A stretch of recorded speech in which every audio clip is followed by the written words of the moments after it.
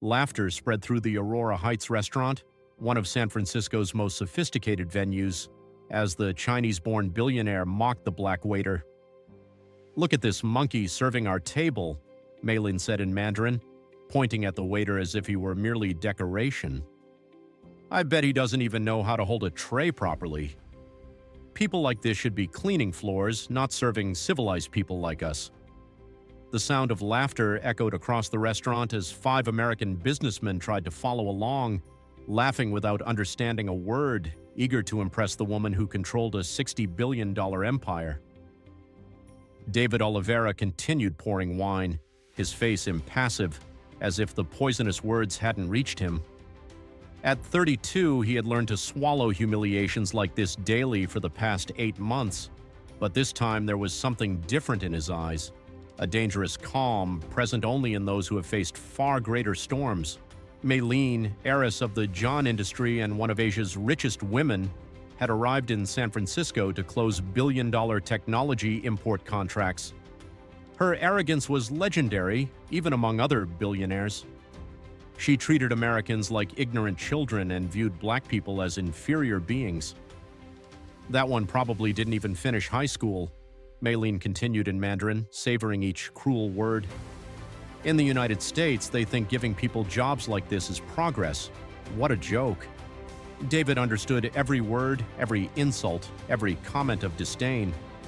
What Malin didn't know was that the waiter spoke Mandarin fluently. He had a master's degree in international relations from Stanford University and a PhD in Asian studies from Columbia University, along with 5 years of experience as a cultural attaché at the American Embassy in Beijing. Months ago, David was a doctor. David Oliveira, considered one of America's top experts in Sino-American relations. His life collapsed when he was falsely accused of leaking diplomatic information to China. Though acquitted, the academic world closed its doors to him. No institution wanted to hire him, even though he was unjustly investigated by the FBI. "More wine," Malin requested in broken English, deliberately mispronouncing words as if speaking correctly would degrade her to native-level expectations. David served silently, noticing how she made sure not to look him in the eyes. While everyone openly mocked him, David maintained the unsettling serenity of someone harboring a secret too powerful to reveal. Malin continued turning the dinner into a spectacle of racial humiliation. For 40 minutes, she taunted David, alternating between Mandarin and English, while the 5 American businessmen squirmed, unsure how to react.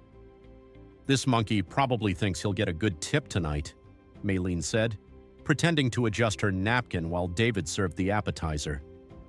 Roberto Tanaka, CEO of a large electronics importer, tried several times to change the subject, but Malin always brought the focus back to the waiter. "You Americans are pathetic," she said. "You think placing these people in decent jobs is social progress, but look at him.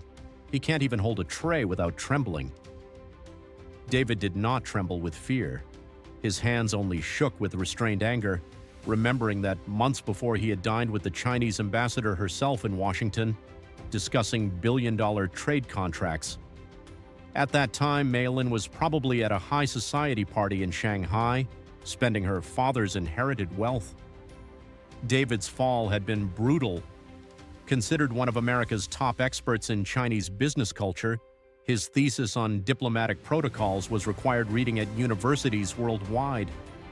But everything collapsed when Marcos Figuera, a jealous colleague, planted false documents suggesting David was passing confidential information to Beijing. The FBI investigation lasted 7 months, followed by public humiliation and sensationalist headlines. When he was acquitted, it was too late. Nobody wanted to hire him. Marcos Figuera, of course, received the promotion that should have been David's. Malin again demanded David's attention, contemptuously ordering, "Bring the check." He served calmly while she continued in Mandarin. "Have you ever heard of China, David? Do you know where it is on the map?"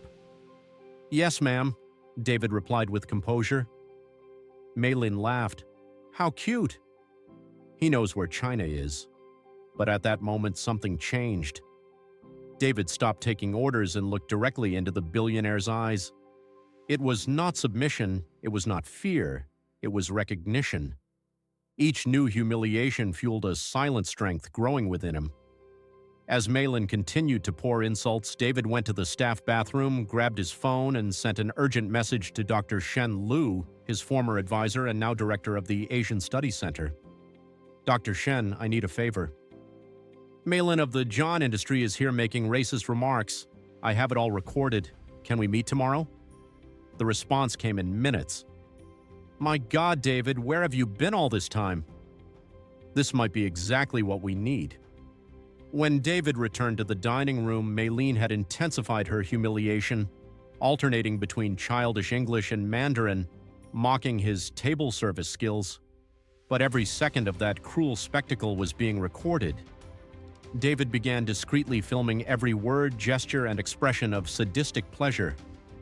"Do you know how to clean the table properly?" Malin taunted.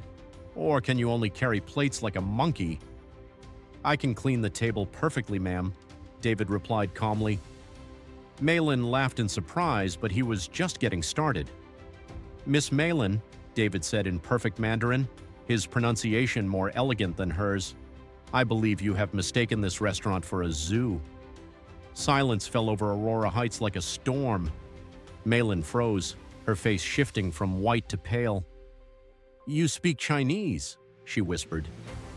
David replied, alternating Mandarin, Cantonese, and several regional dialects, plus English, French, and Japanese. "I believe you now understand the level of my comprehension of Chinese culture and politics." 90 minutes of humiliation had passed. David finally revealed his true identity. Dr. David Oliveira, Ph.D. in Asian Studies from Columbia University, specialized in Sino-American relations and Chinese business culture, published 17 academic papers, and coordinated delegations between the United States and China. Roberto Tanaka almost fell from his chair. "My God, you are David Oliveira?" He read her thesis on Chinese investments in American infrastructure. Malin realized that her entire arrogance had not only been exposed, but the man she underestimated was a top-level expert, capable of directly affecting her company's contracts and reputation. David explained calmly. "I was falsely accused of espionage, acquitted, but barred from the diplomatic world. I accepted this job to survive, and for 8 months people like you humiliated me daily." He showed Malin the recordings. Every insult, every display of prejudice, every arrogant moment was documented. The billionaire, now pale and speechless, could contest nothing. David concluded, "The only thing I want now is for you to leave, knowing that you have been intellectually defeated by someone you underestimated, and may this lesson stay with you for the rest of your life."